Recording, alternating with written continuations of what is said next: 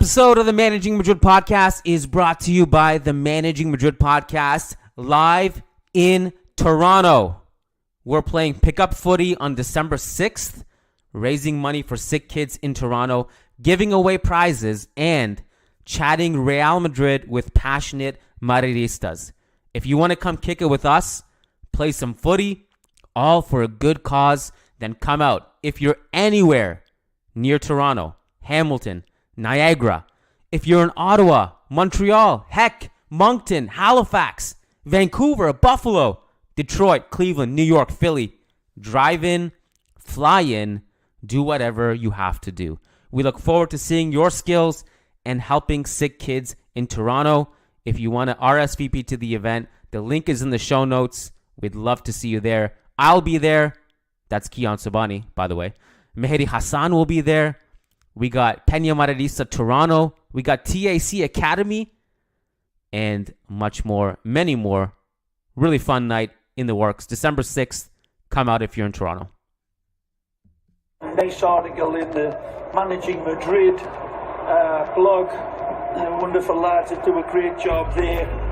And worth reading about that man there. Karim Benzema needs to rest, and the numbers reveal why. Times ended up almost looking like a 6-3-1. Some very good writing about that on the Managing Madrid website. First-rate podcast as well. Of course, Fede Valverde was a huge part of the equation.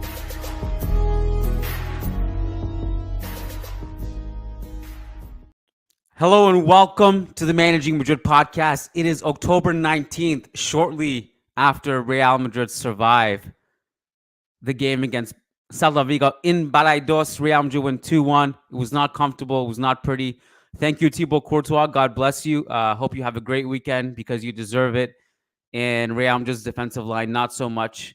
But we're here with a W. We crawled our way to a W. One game before Clásico in the league. We got Dortmund, Barca coming up. It's a big week. We're very busy.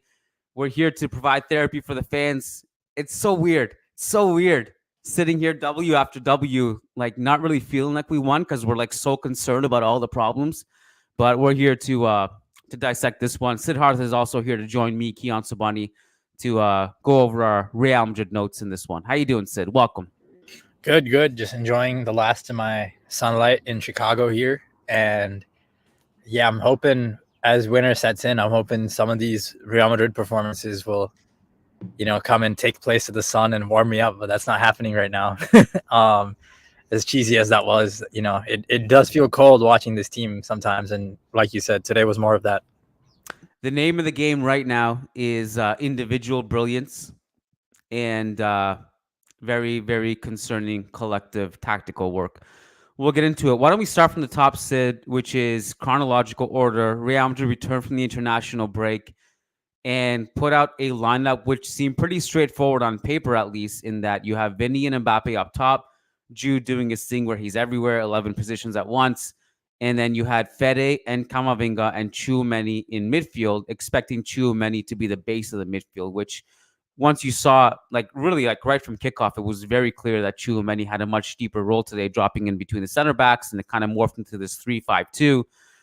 So what was your interpretation of the lineup? Were you surprised to see that? I mean, that's a rhetorical question. Everyone was surprised. The last time we played three at the back was, I think, like one or two games in the preseason under Zidane. I could be misremembering. Maybe I got that one wrong. Maybe I missed a couple here and there, but certainly it's a very uncommon thing that hasn't happened in years, so we were all surprised by it. But what was your interpretation of the lineup? And also, did you think it was beneficial to Real Madrid, at least in theory? So I know you say it's a three at the back. I guess I still saw it as a 4-3-3 in a lot of situations. It was still a 4-3-3, but I guess there were points when it seemed designed to loosen up Fran Garcia and Lucas Vazquez specifically. And I thought I liked what I saw from them at points. I thought this was one of Fran's better games in a Real Madrid t-shirt. Probably maybe his best game. I had very few complaints, if any, with him on the ball. And it felt like, okay, we don't have Carvajal, and when we play Fran, he's much more of a wing back. So that felt like a response to that. I guess I guess I don't see it as a three at the back in that like on the goal when we conceded that was a 4-3-3. We weren't in a back five. We were in a back four with three narrow midfielders. So and also because when we did under Zidane, I thought that was a very desperate ploy then, and I would hope that that wasn't where they're going now.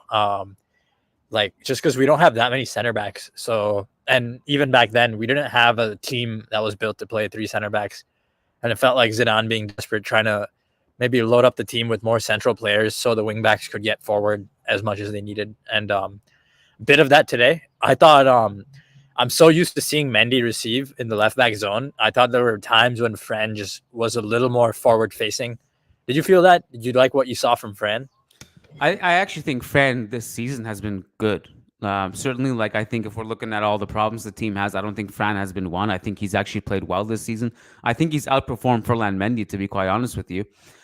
So I have little issue with Fran's performance. I mean, we can talk about Lucas Vasquez on the other side, but also with regards to your interpretation of the lineup, it there were times where it shifted, and obviously given that two things: one, the chaotic nature of Real Madrid in general, and the over fluidity that's been happening this season, but also the game state and Celta really being pretty aggressive themselves. You had a lot of transition attacks for both sides and also a lot of chaos on both sides, which meant the formation was just going to change constantly, flipping through it. But I think with Tchouameni dropping in between the center backs as much as he did, in part, like if I'm going to rationalize the thinking behind it, what they were thinking was that so they had Tchouameni, then they had all the dynamic young athletic midfielders in the lineup too. And I think it's like for them the answer to the question of like how do we compensate when we have two forwards who don't defend and we just need this ultimate security. I think actually Tchouameni playing as deep as he did more harm than good in this situation rather than securing the defense. And I think part of the reason was because Celta had numerous sequences where they could just play one pass behind Fede and Camavinga, and there was no one there to mop it up and sweep it up because Tchouameni was so much deeper. And so Celta got these really good transition attacks because of that. But then there was just also confusion. I mean, we played a high line.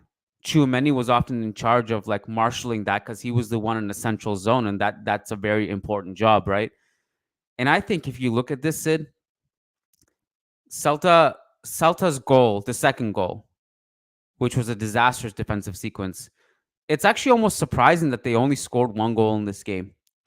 I don't know why I said Celta's second goal. Their only goal of the game. It was actually surprising to see how much, how they only scored one goal. You think back to the amount of clear-cut chances that Celta had. One of them was literally almost at the final whistle where we broke down again, and Courtois came up with an insane save. But they had several opportunities to actually punish that high line, and they looked off Borja Iglesias making that run a couple times, and then there was another time where they overhit the pass. They had that breakaway which Courtois saved in the first half. They had another clear-cut chance in the first half where we broke down, and it was just over and over and over again. And I'm like, the difference between a narrow win this season and like a 3-goal loss is Courtois. Like we gotta like be very like aware of the fact that Courtois is literally putting a band-aid on our defensive issues. Like if it weren't for him, I don't know where this team would be. He's a one-man miracle generating machine. And I just really hope that they're really examining that. Like without him, this is actually a bloodbath. It's really concerning. I mean, it's more of what we saw last season on the way to our Champions League win too. It's just now we're watching it against Vigo in October, and it's not only happening in the bigger nights. But yeah, no, I don't think the buildup was that good. I think the goals almost glossed over how average a game that was from us in buildup. Maybe and I guess like when we weren't giving up the transition chances, we had some moments when we seemed calm. And I think we still do a decent job getting it to Vinny and Mbappe and then getting close to the box. And then when we get to the box, we still don't have a Joselu. We don't know what we're doing. Or sometimes we score a long shot. It wasn't good though. Even before the 1-1, even when we went up 1-0, it was like, what have we done all game? Not much, but Mbappe just went and seized the game. And we saw that again like recently when not too long ago I think we did the pod. Was it Villarreal when Vinny and Fede scored the long shots?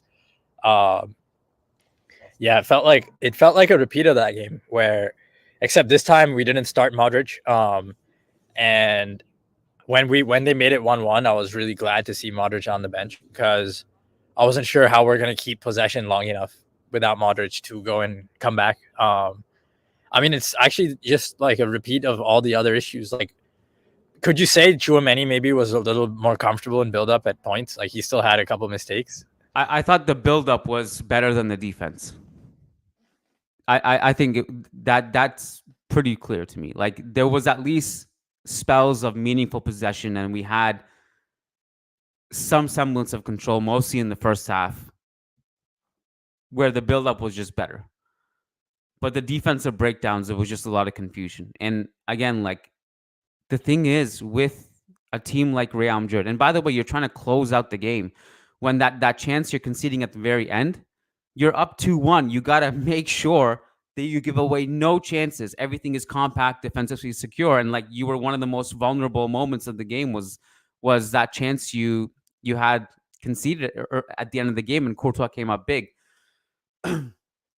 So I just from a defensive standpoint, like if you're gonna hold a high line like that, how many times have we seen a team like Real Madrid in really in the entire Ancelotti era, like just try to throw on different schemes randomly to just see what sticks.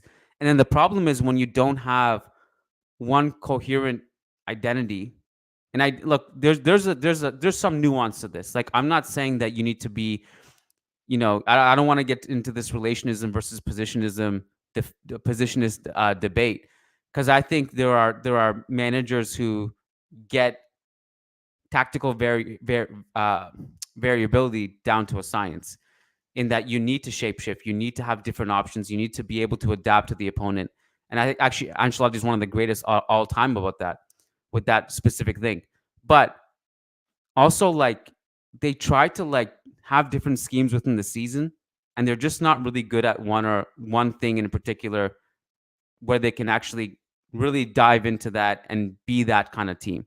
So today the example was they held a very high line, and they just don't have the ability to press efficiently and control the tempo in order to sustain that possession, to not get their backline tested as much as they did. And a better team with better ball carriers, with better passes out of the back, with faster strikers is going to exploit that far more than Celta did today. And so if you're going to hold the high line, you really have to be in control of the ball, and you have to have a very efficient press. And so when you don't have that and you hold the high line, it's just going to be very difficult to stop the bleeding. For sure. Yeah, I'm not sure what the plan is defensively with Carlo and this team, and I hope we get to see a stretch where it comes together. But definitely with each passing game, you wonder. With that said, there were some moments today when it felt like Mbappe was tracking a little harder. Maybe just me, but there was this one moment when I'm like, wait, is that Mbappe like running after the goalie? I wasn't expecting it from him. I don't know if you noticed that, but maybe just one or two sequences when he was running harder than usual defensively. I mean, I don't know. I think there were times where we looked okay with the press, and and again, like Mbappe, maybe I didn't really clue into that. Vinny generally is a hard worker on defense, but then again, some of over time his career, he's changed because of the design of the team, how much he actually defends. He defends less and less, but he actually does work pretty hard. But I don't know if you clocked into this, but there was that scene where Ancelotti calls over. This is actually just before the Mbappe golazo, where Ancelotti calls over Chouameni and he's talking to him, and I think he's like kind of directing him to push forward or maybe change his positioning. And there was a period where Chouameni actually did peel away from the defensive line a bit and get a little bit higher up the pitch, but then he went back to being basically a third center back. But there's a report now, and in Marco where they're talking about the fact that like Chouameni's words in that sequence were like you're not getting it. Like with the ball, I want you here. Without the ball, I want you to be here. And I think this is the part of the problem, right? When you implement something so new, it's gonna be you can't expect it to be flowing so seamlessly. It's just gonna be it's hard to flip the switch that way. You know what I mean? Yeah, that's where and that's where at 1-1 when we'd barely created anything and we were screwed, we threw on our cheat code, Luka Modric, and he just came. And it's funny how quickly we went from, oh, we've created nothing like for an hour other than Mbappe long shot, like we've done nothing, and then immediately Vinny makes the right run. It's like he sees Modric and he sees where the ball is going to go in the future because they have that connection, and we score. And Modric saved us. I think, like, I know Goulet. I still think Goulet has his say at some point, but until Goulet has his say, like we pretty much need Modric on the pitch at some point every game. It feels like we won't actually dominate a full 90 minutes without him. I don't disagree with you.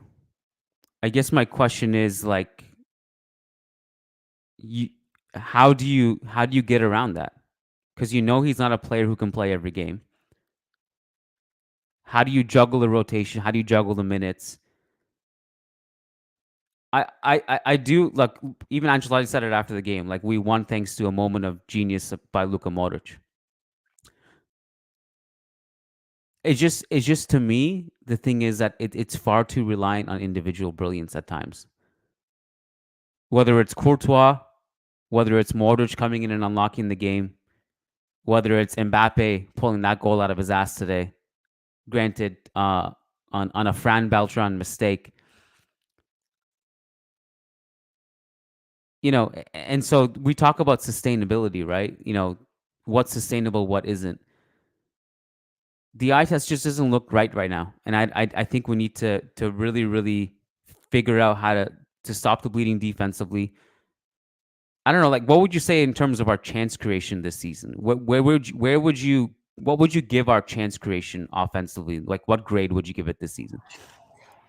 It's weird. Like I'd give as a team, I would say it's like a C plus, like really bad by our standards.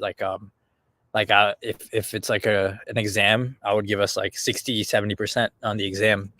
But I think we've seen enough from the individuals.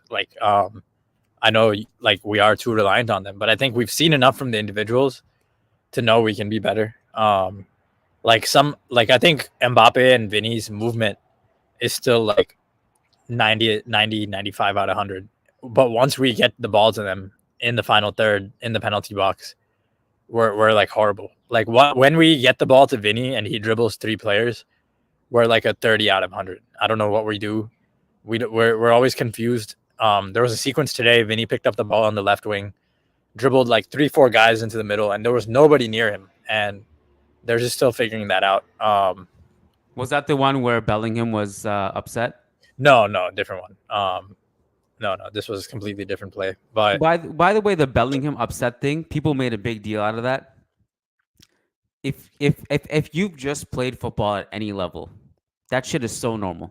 The other thing is, I would say that actually, when you rewatch it, I think Vinny is definitely in the right to shoot there. I have no issue with Vinny shooting that. I will say about Jude, since we're on the topic, before we get to this these chances that we're sharing on the screen here, Bellingham was insane.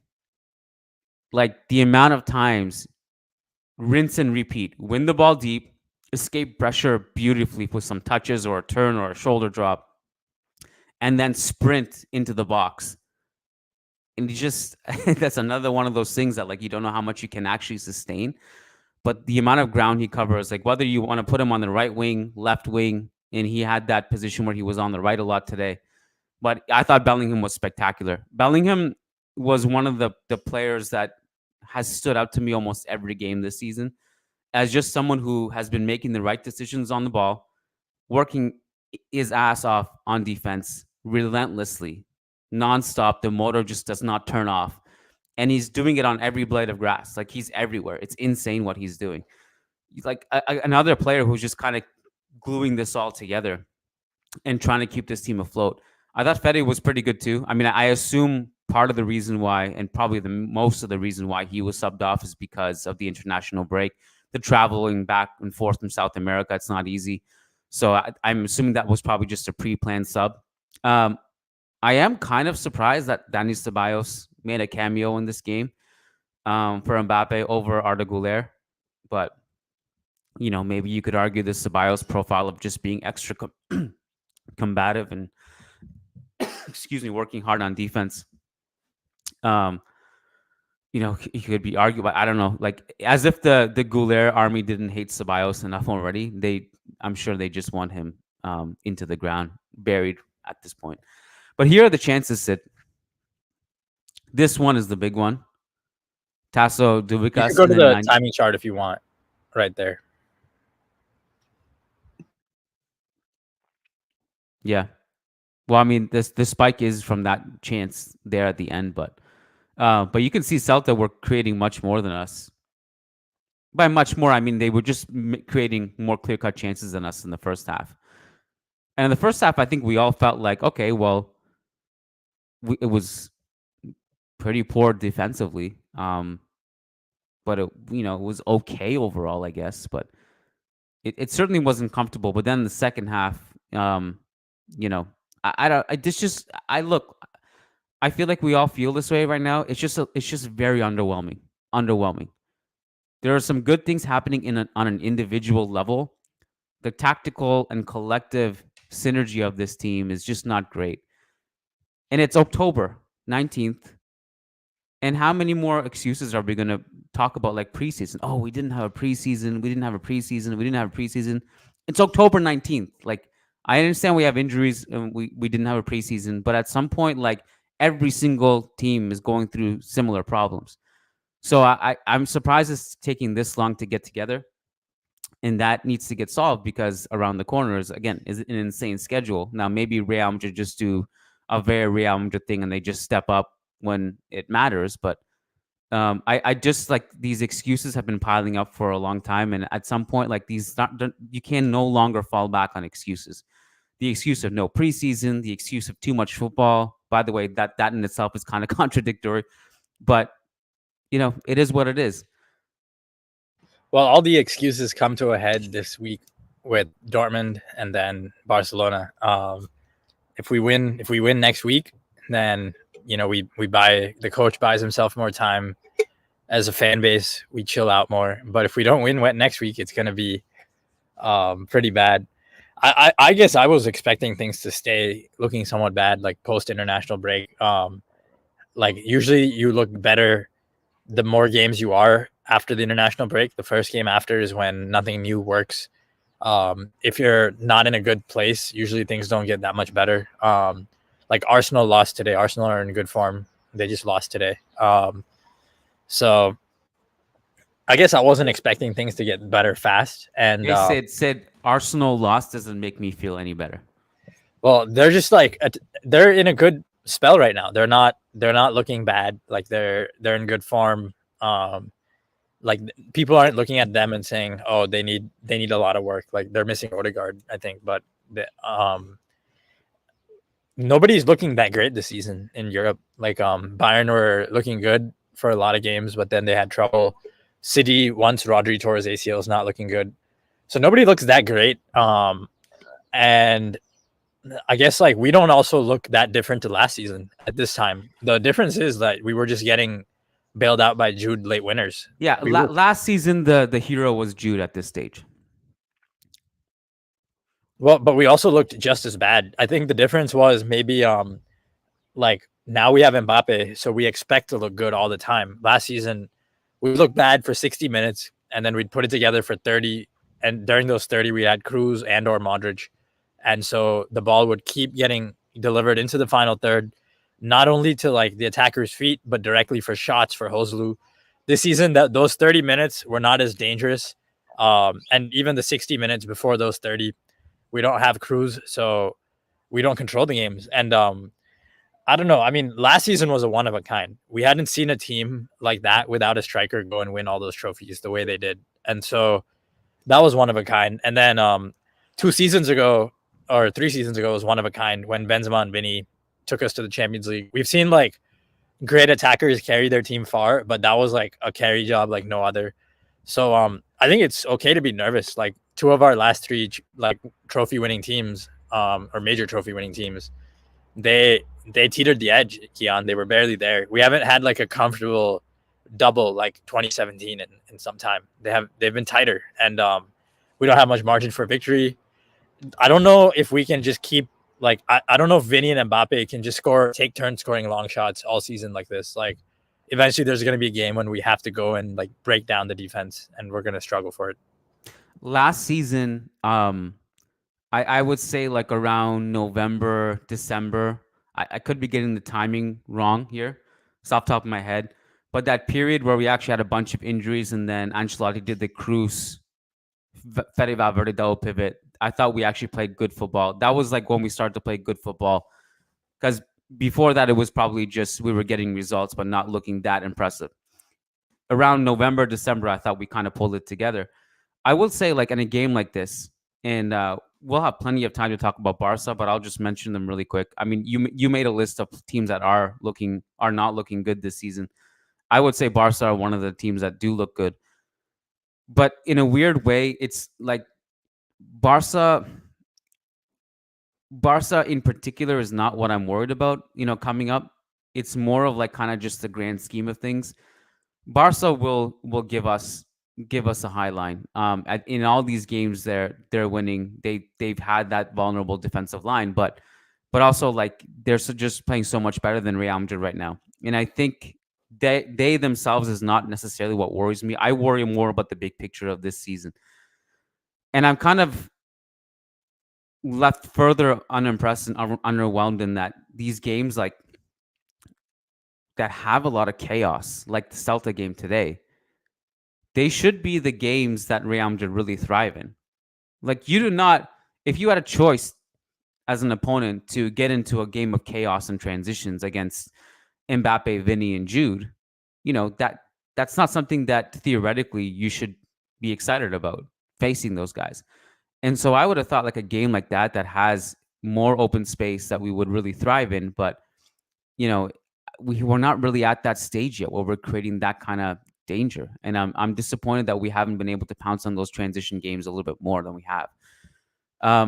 We have a couple super chats. I also just wanted to maybe go through our notes a little bit more. This was a game said that so much was happening from minute 1 to 90. It was not one of those boring games. So I'm sure the neutrals enjoyed it for that reason. But for me, like I was just taking so many notes, and I'm sure I missed a ton of things because when I was taking notes, I would miss things while I was taking notes because there was so much happening. So I'm curious to know what you want to fill in here. But we can go through the goals as well. So the 1-0 is the Fran Beltran mistake. Camavinga makes an interception. Mbappe, the finish was brilliant. And also, I don't know if you clocked this, but he looks up at the top left corner as he's about to strike it. So it was very calculated, and it was just a great finish. The 1-1, there's been a lot of discussion about this and Lucas Vasquez. So I want to know what your read on that defensive breakdown was. Yeah, I mean everyone was blaming Vasquez. I wasn't in as much of a rush. It just looked like Fran got dragged across, and then the defense didn't keep up with him. I'm not sure if Fran needed to get pulled so high and wide, or if the midfield should have been tracking. That was my read on it. Maybe the midfield should have been tracking there, or someone should have filled behind Fran. Maybe you blame Vasquez at the end with what happens there, or the center backs. But I thought it broke down with Fran just getting pulled out. What about you? This goal was a perfect encapsulation of the chaos and the confusion, and we can talk about Vasquez needing to be there. I do think though, like, so if you read that play, for example, in a vacuum, what happened was that Militao and Rudiger are already marking players on the left, and because Fran has to step, so Militao and Rudiger have to go over to that left side, and Swedberg makes a run from a midfield position, and Vasquez is just way too wide. He's not catching up to that, partly because he can't in that position, but you could argue he should have been there in the first place.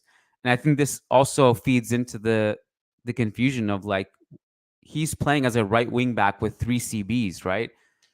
This is all connected, in my opinion. And then if you fast forward all the way to that 91st minute chance that Courtois comes up big again, there's similar confusion. Like high line, tracking, some players are wide, some players are narrow, and you're not, it doesn't look like a cohesive defensive team, a team that is confident in closing out a lead. So I don't know. This goal was a good encapsulation of the confusion to me. And yeah, Vasquez should have been tighter. There's no question. But also, like, he's playing as a right wing back with 3 CBs. He's too wide in that position to catch up, and the play just breaks down. And then once it's already broken down, Vasquez is not in position. And then the 2-1, which is Bellingham, of course, is the one who wins the ball. Modric plays the brilliant through ball. Vinny scores. So yeah. Interject. Do you want to interject at any point? Nothing specific on these things, no.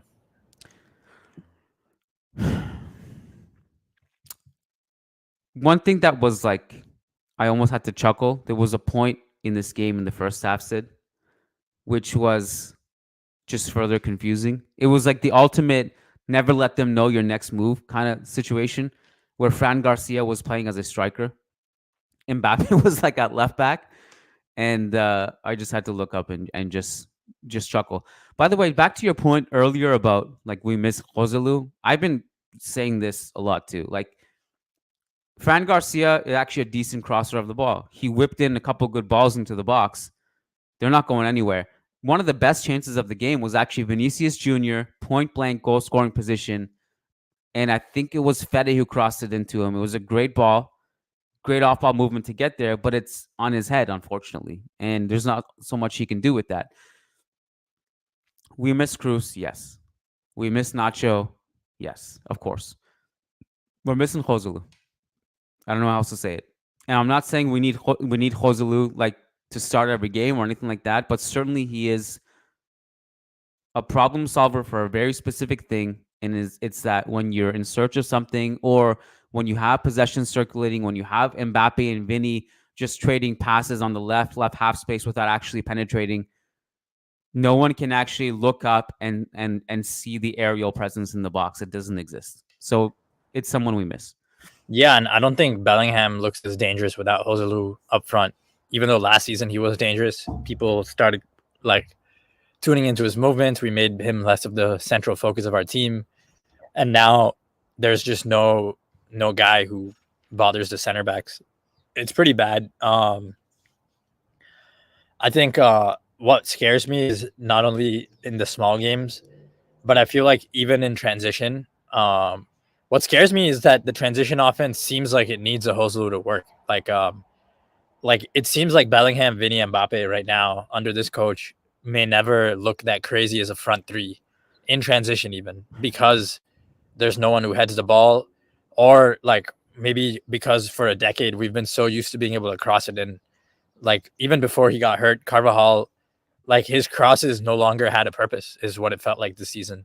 Like you name any type of cross you've seen him play, it's usually not a type of pass that's gonna get you off the edge of your seat if it's being played to Vinny or Mbappe. Like usually you need a Ronaldo or a Benzema or a Joselu, someone tall who is used to like contorting their body at different angles to make contact with the ball, not someone who's used to driving it with their feet. And Vinny and Mbappe have gotten like better at like Vinny's gotten way better at long shots over the years. Mbappe, like we saw that shot today, maybe he's starting to realize it, but to be a dangerous player in the front two, you have to have some aerial threat, or like if you don't have an aerial threat, you have to be good at literally everything else. Like I always go back to like Messi, Neymar, Suarez, because they were not very good aerially, but they were dangerous. And we haven't seen, like at this club, we've just taken advantage of our attackers' aerial abilities for so long. It's like a cultural clash, honestly. Like we brought Mbappe in to play in a forward line without anyone heading the ball, like to replace Benzema and like a Bellingham Joselu season when they both were like crashing the box down the stretch. And before Benzema, the best heading team ever, maybe with Ramos, Ronaldo, Bale, Benzema. So it's a cultural thing. And I think it's such a deep cultural thing because even if you get into the coaching and how like our different coaches going back to Mourinho have added something different that's kind of built into our core over the last 15 years, none of them have created a way to score that doesn't involve heading the ball. Like you could say Real Madrid doesn't need a structure. Okay, that's because we can just head the ball in. There's the long shots, but there's also the headers because they would usually come from crazy athletic feats. Like the crosses would be from really far out. We're talking 2 touches from way outside the box. Some of the crosses would come in, and then they'd be in the goal. So, and culturally, you don't like if you don't give Carlo anyone who can head the ball, we're screwed. Like I guess I guess like the lack of someone who can head the ball is like as big as someone who can't build it up, which is shocking. But yeah, I'm with you. Like Joslu's absence is as big as Cruz, just because like if Joslu's here, I don't think we're complaining so much because I think we get a couple of finals when everyone is feasting in between that we haven't gotten yet. And with that point, like again, it's not that like if Josulu was here, it's not like he would be starting. But it's just more about like having the option of being able to take advantage of those situations where the game requires it. So and look, it wasn't the biggest problem today. This is more of a general point, but it's something that we missed for sure. And in last year, when Josulu wasn't on the field, it was basically Jude playing in a much more advanced position. He's actually a solid target to hit in the box. So, anyways, it's just something that I think is going to be something we're going to revisit as the season goes on, because it is something to note. Joselu, Nacho, and Cruz, in varying degrees, it sucks that we don't have them in the squad anymore. And no Brahim too is hurt, just for this short stretch. Brahim, another fireball, which would help, sure. Again, though, like how many, like, we have enough. We have enough in the squad, even the players on the field today, to have this more comfortable, without wanting to take anything away from Celta, because Balaidos away is one of the harder games in the schedule. When you can say that about a bunch of away teams in Spain, but Balaidos is not easy.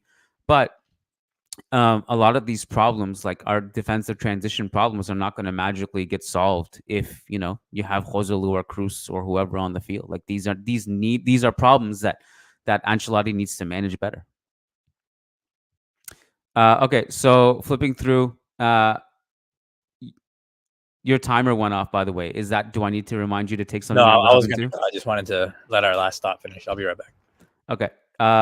While you're gone, I just want to say that, like I mentioned earlier, that Bellingham was one of the guys that definitely can hold his head up high. I mean, I know that's little consolation when you're playing this bad collectively, but the other one, apart from Bellingham, who I thought has been good, has been Eder Militao. Good coverage on both sides, mostly on the left in this game, actually, but very strong, important challenges in this game. Second half, I admit he wasn't as good as he was in the first half, apart from like a really strong aerial clearance in the 60th minute. But he had 3 really, really important interventions in the first half. And I think he's actually been one of the better players this season. We're going to take a few super chats, and I think they're all from Mr. Sushi. So let's do that until Sid comes back. Sid, we're going to do 3 super chats to close this one out, okay? Mr. Sushi says, do you remember when Xavi won the league and Madrid got stomped? Or sorry, Madrid stomped him in the Clásico. As much as the place sucks to watch right now, we should be calm. I don't know how Xavi winning the league is supposed to make us calm, Mr. Sushi, but maybe I'm misinterpreting the question. I don't know.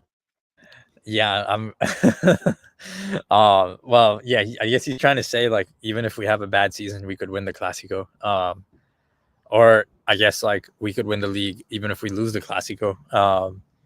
I'm worried about the Clásico though. I guess the good thing is if we don't play well, it's a wake up call for the team.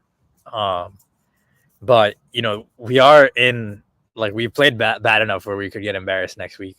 I think like if you had to like if before the first Clásico, if you told me this is how we played, I would be very nervous. Like any season. Let's see how the Dortmund game goes. But I think it's pretty clear that we're not playing well. Mr. Sushi also says, shout out to Ceballos. He will prove the haters wrong. I like the optimism. He also says, Thoughts on ESPN calling out keyboard warriors? Personally, really enjoyed hearing it, specifically the Carlo critics. I don't know what this. I didn't see this, Mr. Sushi. I'm not entirely sure. Sid, did you catch this? I didn't. I mean, maybe I don't know if he's referring to like Craig Burley or someone going off on Carlo haters, but I did not hear it. Yeah, I mean, Ancelotti has a lot of critics right now for sure, but yeah, I'm sorry, Mr. Sushi, I did not hear it. I assume it's like them defending his experience and all that, which is good. I mean, in Well, moments look, moments we like these, you need to be sane. Yeah.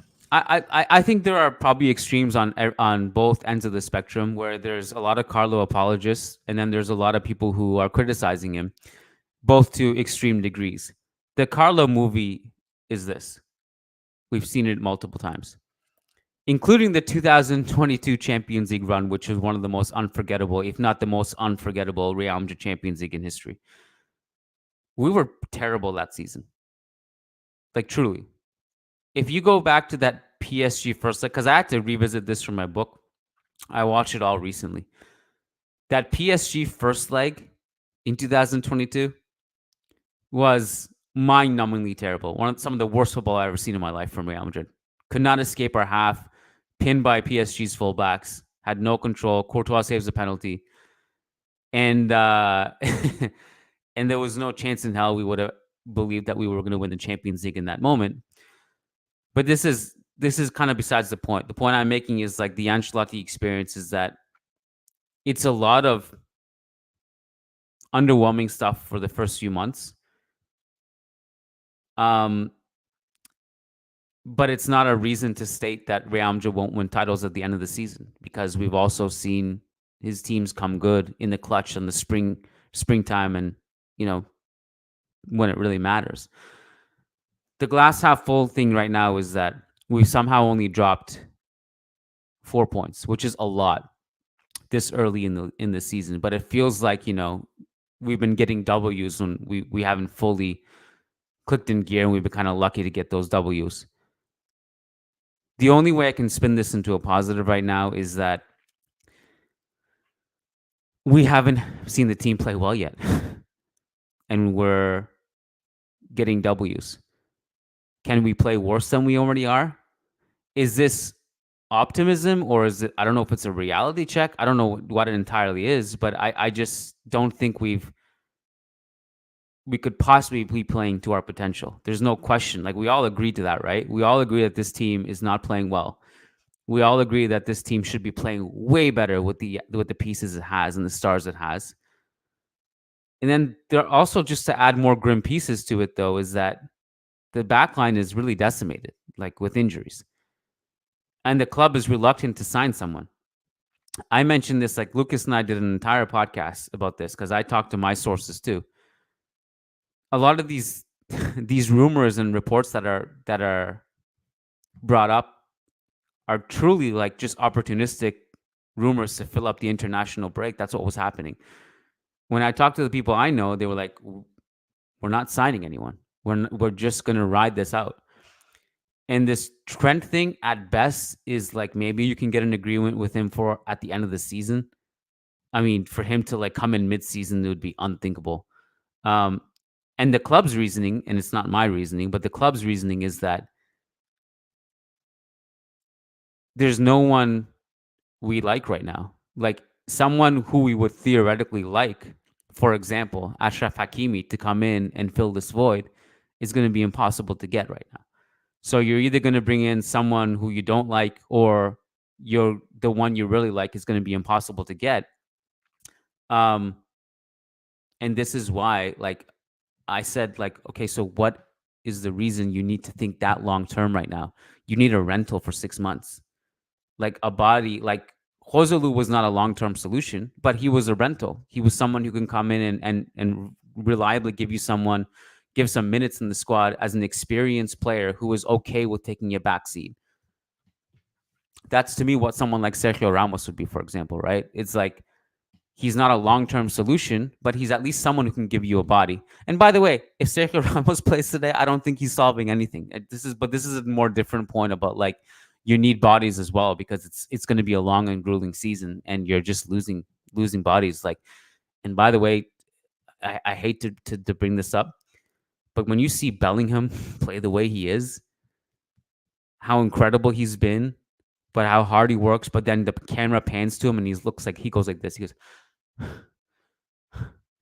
you're like, I'm like so genuinely worried about Bellingham too. Like, I don't know what this team would even look like without him for an extended stretch, especially when you don't have Brahim, who was there last season when Bellingham had the shoulder thing. So this is just me ranting and venting and sidetracking. I understand that, but this is just like mostly the emotional fan side of Keon tonight, more than like the one who's trying to like bring calm to the situation or whatever.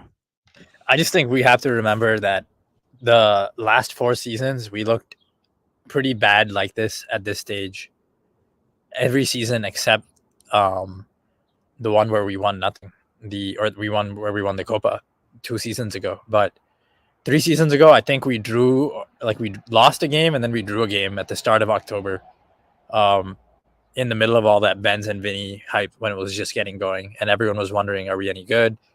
Last season, we were completely outplayed through 1 hour of the Clásico, and we're wondering what we were watching. Like, the Clásico was a referendum, so you just gotta remember where we were, and we were bad at this stage in October twice in the last 3 years when we won trophies. So, but I think, like, so to me, rather than revisiting that history and saying, okay, so based on recent history, it's going to get better. To me, it actually does a bit of the opposite effect, in that maybe we should be looking at it the other way sometimes. How many league titles have we retained in the past 25 years? yeah, and that's partly because this is that's because our 2 of the last 3 seasons, they were somewhat unsustainable, and but we knew this coming into the season, that you could have a better team in many aspects but worse results. It's just hard to stomach when you see it happen. For sure. Look, but to me, that it's also a negative point in that, this is not an entirely new team put together. Like, there should be some improvement year to year in how you play if you have the same coach. There should be some continuation and rhythm. For all this this stuff about, like, oh, we don't have Cruz, we don't have Nacho. Does Celta have Cruz? Did Lille have Cruz? For years it was, man, once we get Mbappe, and like when Cadiz was like beating us 1-0, they didn't have Mbappe. I'm totally oversimplifying the point. I'm exaggerating, obviously, but this the point I'm making is that like, we have the majority of the squad has been getting developed and getting more mature and playing together for 3-4 years now with the same coach. So I feel like we haven't seen those incremental improvements year to year. Yeah, I mean, this coach usually doesn't do that too, but that it's not been a thing in his career to build up a project over multiple years. He's always been one to just deal with whatever's put in front of him, which is why we did so well last season, because he just dealt with no striker and he pulled out the makeshift lineups. We won. But this is a downside. I mean, with Ancelotti, that's the downside. Like, it seems like there's a high ceiling in there somewhere, but the floor can be very low. And in a lot of ways, it's not too different to the issues we had with him like a decade ago. Like, he's always been this type of coach. The same stuff led to him having problems at Bayern when he succeeded Guardiola. But we're just a unique club that can facilitate him. I guess, like, there aren't too many clubs that would be able to facilitate him the way we did into winning these trophies so spontaneously without a fixed style. Like, usually it's rare for even talented teams to win without some sort of style that they're building towards cohesively. Like, so much of this is just our expectations being ruined by last season. I feel like everything he touched turned to gold last season. That was, by his own standards, the best coaching season of his own career, Carlo. And he's coached for decades now. And, even in an average season for these top coaches, The squad doesn't always fit you perfectly, and like you don't always make all the right decisions. It's just funny that I guess like we also didn't want to think about these things coming into the season because it's just so hard to fathom the team we saw winning last season getting worse. When it should have been more obvious. Like we saw the final, they didn't even look that good when they won the Champions League final. Like they were barely hanging on. Courtois was like God in that game itself. But isn't it funny, Sid, how we play makes us talk about the history a little bit differently, you know? I mean, I when we're not playing well, it's almost like, oh, see, well, like all these things we won, we never played well. And I don't know how fair that is to do because I'm very much of like the belief that there's no such thing as luck in football. The team who wins deserves to win. Like I truly believe that. And you can talk about Courtois greatness bailing you out, but in the end, Courtois is part of your team. Like him playing well is not lucky. He's part of the team, right? So I don't want to like go back and start discrediting everything we've done. That's not my point. And by the way, after all this, we're still going to win the Champions League. I predicted that at the beginning of the year. And actually, the worse we play every year, the more my belief in the Champions League title at the end comes to fruition. I feel like it's almost necessary for us to win the Champions League at the end. We have to have like just poor performance after poor performance and individual bailouts. But yeah, but it's just, I think all these things, we try to look at sustainability and what trends are sustainable. And I think that's part of the reason why we look at these not just the results, but also what we're seeing, the eye test. Yeah, and I mean, if you put this team out there like against Bayern when Joselu bailed us out with those 2 goals, there's no guarantee that if you put the same team out there minute 60 and you have subs to throw on that they beat Bayern. Like it seems like you maybe don't have the same ability to dominate those big teams in those games anymore. So it's definitely like it's you can appreciate what we did last season while recognizing we don't have the tools to do it all. We're gonna end on a positive note. You ready? Ancorgiotti Bordoloy says we'll win the Clasico. Believe in black magic. Look, Clasico is totally, it's winning the Clasico is easily on the table for me. That's not my main concern this season. It's definitely a game you have to win. There's no question, but I think there are bigger tests than Barca. Let's take another one that just came in. Zeppelin says a little side tangent. Keon, will you ever be doing any watch-alongs in the future? Would love to see your reaction throughout the game. Probably not, bro, because I'm working throughout the entire game. We're all working, and especially I'm going back out, starting at the stadium, starting Dortmund on Tuesday. So it's impossible to do at the stadium too because you just can't. You can't do that. So I'm working. So unfortunately, the watch-alongs are not for us. But I'm sure there are some YouTubers who would do well with that stuff. So it's not our niche, to be quite honest with you. By the way, on that note, if you want some behind the scenes from Dortmund and Barca and beyond, follow me on Instagram at Keon. So I'll be very active there on stories. Also follow at Managing Madrid. Follow Tactical Fouling on Twitter. That's an important one. Make sure to follow Sid. All right, guys. Chin up. It was a W. Let's not forget that. We didn't analyze the loss. We analyzed the win. So we'll catch you guys tomorrow. Angelo and I are releasing something on Arda Güler, who did not play today. So it's kind of timely, actually. And then Monday, we're doing Dortmund preview from Valdebebas, Dortmund post-game from the Bernabeu, and much more. Thanks, guys, for tuning in. Sid, thank you. Peace out.